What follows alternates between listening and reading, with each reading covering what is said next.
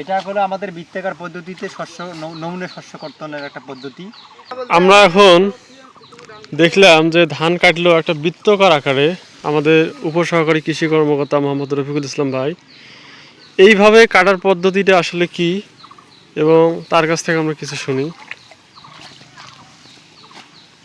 এটা হলো আমাদের বৃত্তাকার পদ্ধতিতে শস্য নমুনা শস্য কর্তনের একটা পদ্ধতি।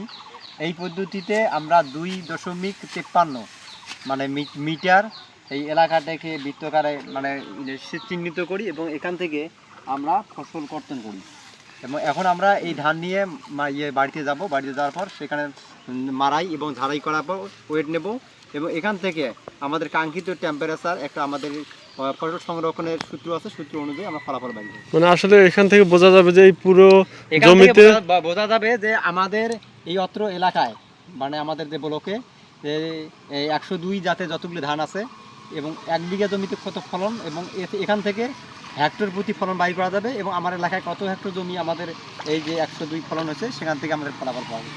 মানে একটা আড়ি যদি আমরা কর্তন করি সেখান থেকে এই রকম একটা পুরো জমির যে যতটুকু মানে যে বৃত্তাকার পদ্ধতির অংশ আছে এই অংশটুকুর মাধ্যমে আমরা পুরো এলাকার ফলন নিশ্চিত করতে পারবো। আসলে অনেক সুন্দর একটা পদ্ধতি ভাই, ধন্যবাদ আপনাকে।